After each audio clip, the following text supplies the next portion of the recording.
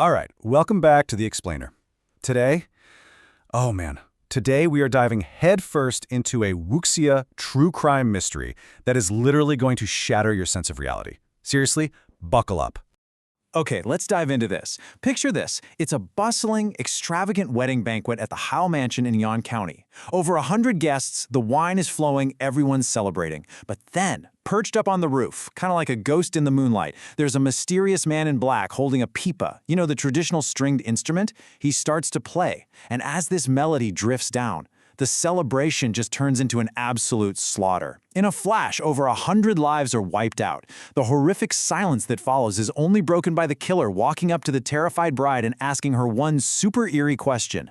It's your wedding night. Why aren't you smiling?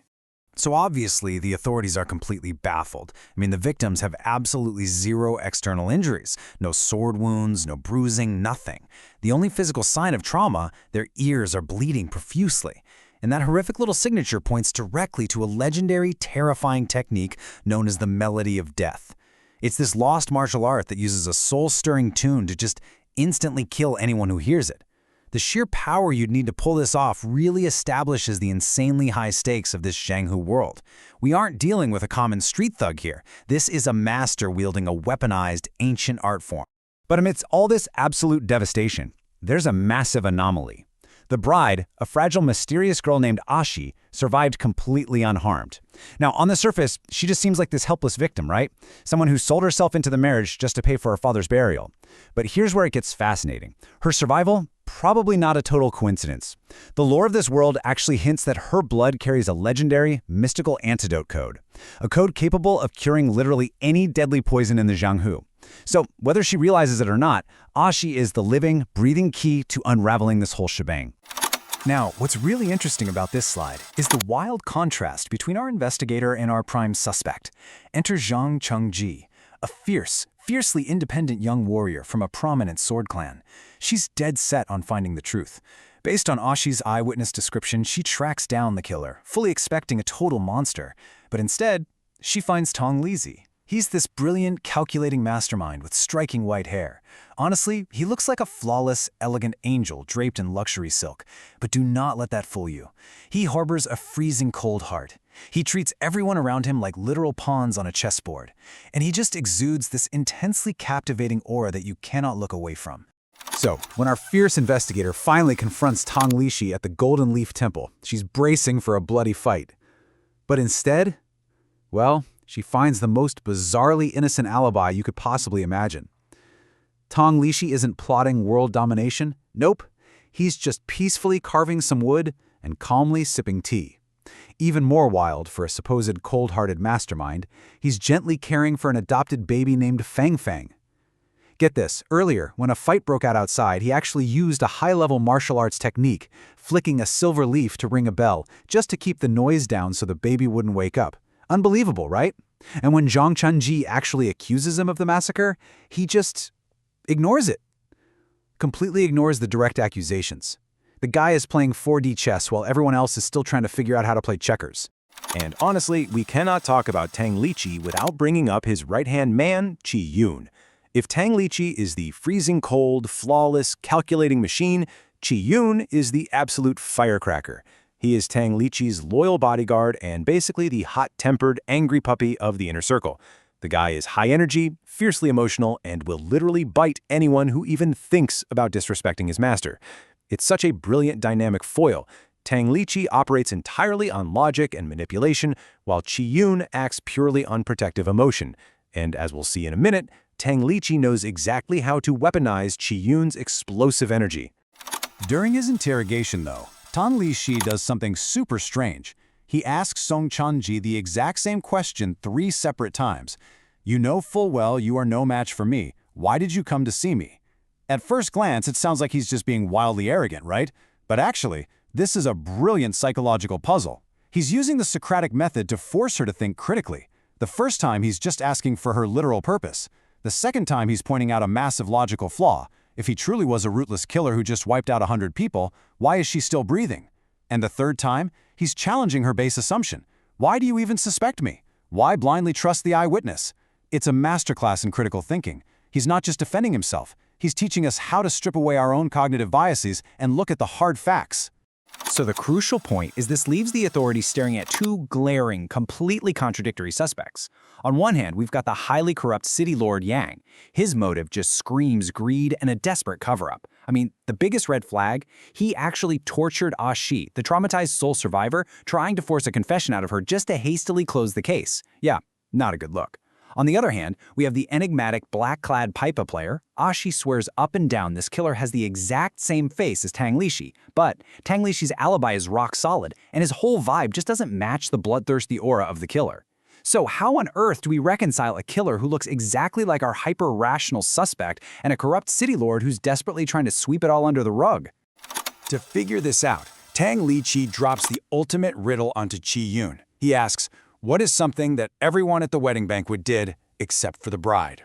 And hey, I want you to think about this right alongside us. It's a banquet, right? People are eating, chatting, celebrating. Why was Ah She the only one to survive this so-called melody of death? Think about it. If it was an area of effect sound attack, she'd be dead too. Sound doesn't discriminate.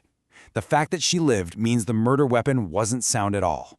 It was something physical, something they consumed.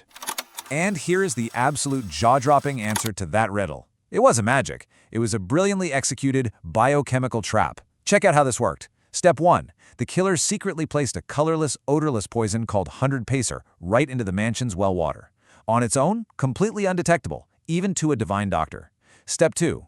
During the big wedding toast, everyone drank the host's favorite premium osmosis wine. But the bride? Traditionally, brides don't drink during those toasts. Step 3. When that 100 Pacer poison mixes with the osmosis wine in the stomach, boom, a fatal chemical reaction occurs. The victims die instantly, bleeding from the ears, which perfectly mimics the legendary melody of death martial arts attack. Mind blown, right? What is absolutely wild here is that Tang Lici figured this entire thing out in his head without ever leaving his woodcarving station at the temple. But rather than just explaining it like a normal person, he masterfully manipulated his own bodyguard, Qi-yun. Knowing Qi-yun's boundless curiosity and explosive temper, Tang Lici purposefully spoke in those confusing riddles. He basically weaponized Qi-yun's frustration, sending him storming off to test the wine and the well water just to prove Tang Lici wrong. He played literally everyone to solve the case for him without lifting a finger. It just goes to prove that the deadliest weapon in the Jianghu isn't a sword at all. It's his superior intellect. And this brilliantly illustrates the sheer, staggering speed of Tang Lici's intellect. Armed with the truth about the biochemical trap, Qi-yun intercepts City Lord Yang right as the corrupt official is trying to skip town. And guess what Yang is trying to escape with? Chests overflowing with gold and silver. Yup, his hasty attempt to close the case by torturing Ah She was nothing but a desperate smokescreen to hide his own financial crimes and his role in the mass poisoning. Beaten down and caught totally red-handed, City Lord Yang gives a dying confession that flips the script all over again. Yes, he admits to poisoning the well to wipe out the Hio family, but then he drops a massive bombshell. It wasn't me. He forced me to do it. It was him, the pipa player in black. Turns out Yang was just a greedy little pawn. After Yang poisoned the guests, that mysterious pipa player showed up and used the actual melody of death to create an illusion, ensuring the deaths look like a specific martial arts massacre purely to frame Tang Lici. Which brings us to a terrifying question, one that definitely sends a chill down the spine of the entire Jianghu. If Tang Lici was sitting in a temple nursing a baby, and City Lord Yang was just a greedy lackey with some poison, who actually played the pipa? Who out there possesses the insane martial arts mastery required to wield the melody of death? And honestly, more importantly, who hates Tang Lici so deeply that they would steal his exact face and orchestrate the slaughter of over 100 innocent people just to frame him? Well, the true puppet master hiding in the shadows is none other than Lu Yan. He is Tang Lici's former martial arts brother, who has now turned into a deeply bitter, obsessive rival. Lu Yan is just consumed by this tragic, venomous envy of Tang Lici. He's an absolute master of the pipa, playing it with the flair of a dark rock star, all while secretly pulling the strings behind these massive, bloody conspiracies. See, he didn't just want to kill Tang Lici. No, that's too easy. He wanted to destroy his reputation, his peace, his entire world. This wasn't just a murder. It was a deeply personal, incredibly theatrical declaration of war. We've watched Tang Lici effortlessly dodge a massive frame-up by treating his allies and enemies as mere pieces on a board. But now, his most intimate and dangerous rival has tipped his hand. Liu Yan has shown he is more than willing to slaughter hundreds just to send a message. So, as the dark shadows of the Fenglu Dan start to lengthen over the Jianghu, and as our brilliant freezing cold mastermind prepares to strike back, we have to ask, in this deadly game of martial arts and manipulation, who will make the next move on the chessboard? Keep analyzing the clues, keep questioning the obvious, and we'll see you next time as we continue to decode this fascinating world.